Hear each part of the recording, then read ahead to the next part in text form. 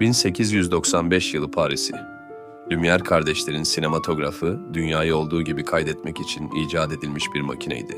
Sanayi devriminin, bilimin ve aklın çağıydı. Hareket eden fotoğraflar, gerçeğin ta kendisiydi. Ancak bir adam için bu yeni makine sadece gerçeği kaydetmekten çok daha fazlasını vaat ediyordu. O bunu gerçeği bükecek, hayalleri ete kemiğe büründürecek sihirli bir kutu olarak görüyordu. George Méliès, sinemanın sihirbazı. Gerçeğin kaydına değil, rüyaların yolculuğuna inanmış bir vizyoner.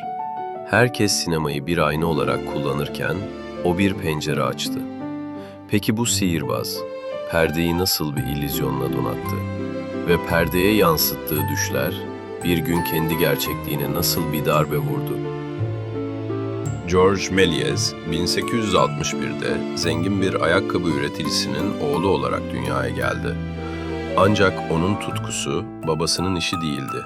O, sihirli bir dünyanın peşindeydi. Çizime, tiyatroya ve en önemlisi illüzyon sanatına gönül vermişti. 1888'de o dönemin en prestijli sihirbazlık salonu olan Tiyatro Robert Houdin'i satın aldı. Adını onurlandırdığı efsanevi sihirbaz Houdini gibi o da sahneye yepyeni bir soluk getirecekti. Méliès, salonunda her gece izleyicileri büyüleyen gösteriler sahneliyordu. Sihirli sandıklar, ortadan kaybolan kadınlar, havada süzülen nesneler. Tüm bunlar 1895 yılının Aralık ayında o büyülü salona gelen bir davetle gölgelendi. Salonun sahibi Méliès daveti tereddüt etmeden kabul etti ve 28 Aralık 1895'te Paris'teki Grand Café'ye gitti. Orada tarihin ilk ücretli halka açık film gösterimine tanık oldu. Lumière kardeşlerin sinematografı bir trenin istasyona girişini, bir fabrikanın çıkışını gösteriyordu.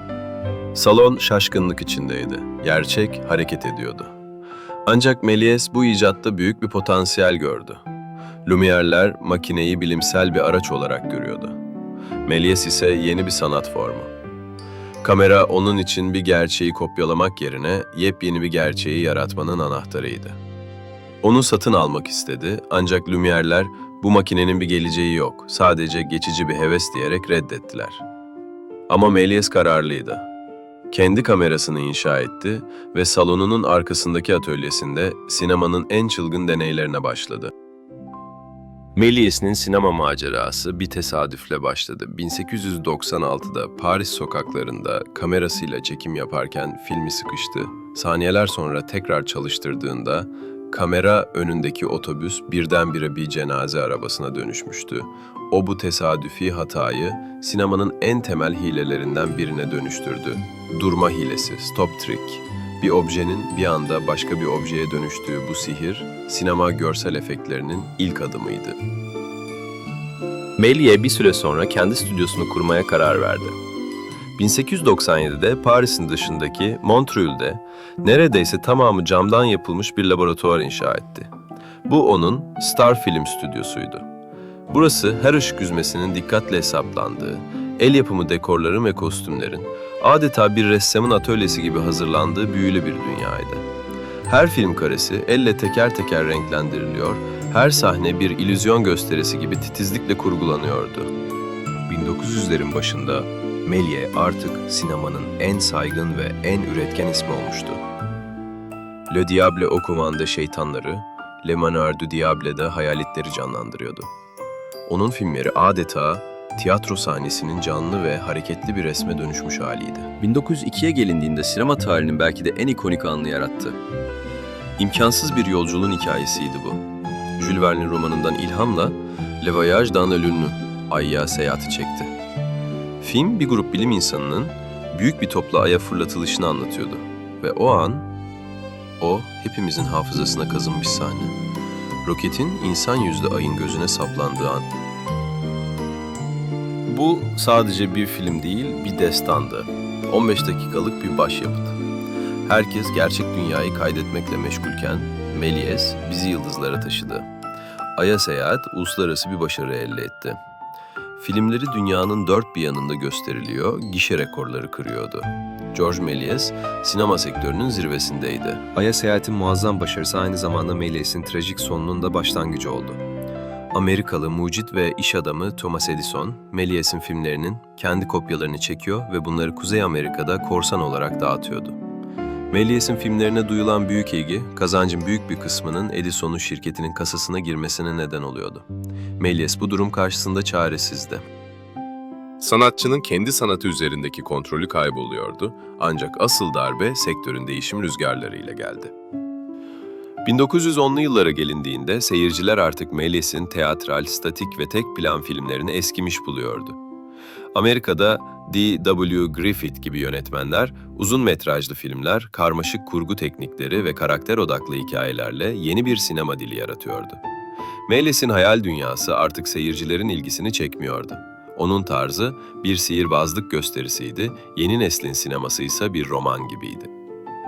Méliès'in Star Film şirketi borç içinde yüzmeye başladı. Birinci Dünya Savaşı patlak verdiğinde film sektörü neredeyse durma noktasına geldi. Maddi olarak iflas eden Méliès, 1923'te stüdyosunu satmak zorunda kaldı. Ancak asıl trajedi bir depoda tuttuğu binlerce filmin negatiflerinin saklama masrafları yüzünden eritilerek ayakkabı topuğu ve sanayi malzemesi yapımında kullanılması oldu. Sinemanın hayalperestinin rüyaları kelimenin tam anlamıyla buharlaşıyordu. Unutulmuş bir kahraman gibiydi. 1925'te ikinci eşi, eski bir oyuncu olan Jehan Dalsy ile birlikte Paris'teki Gare Montparnasse istasyonunda küçük bir oyuncak ve şeker dükkanı işletmeye başladı. Bir zamanlar gökyüzüne roket fırlatan adam, şimdi tren yolcularına oyuncak satıyordu. Kimse onun kim olduğunu bilmiyordu. Ancak 1929 yılında film tarihçileri ve gazeteciler tarafından yeniden keşfedildi. Hakkında yazılar yazıldı, filmleri tekrar gösterildi. Yaşamının son yıllarını hak ettiği saygıyı görerek geçirdi. 1931'de Legion d'Honneur nişanıyla onurlandırıldı. 1938'de hayata gözlerini yumduğunda sadece sihirbaz değil, aynı zamanda sinemanın en büyük hayalperesti olarak anılıyordu. Georges Méliès'in sinema tarihindeki yeri sadece bir hikaye anlatıcısı olmasından değil, aynı zamanda bu hikayeleri mümkün kılan tekniklerinde mucide olmasından kaynaklanır. Sinema, Lumière kardeşler için gerçeğin fotoğrafını çeken bir araçken, Méliès onu bir illüzyon makinesine dönüştürdü. En bilinen ve en etkili buluşu tesadüfen keşfettiği durma hilesi, stop trick idi.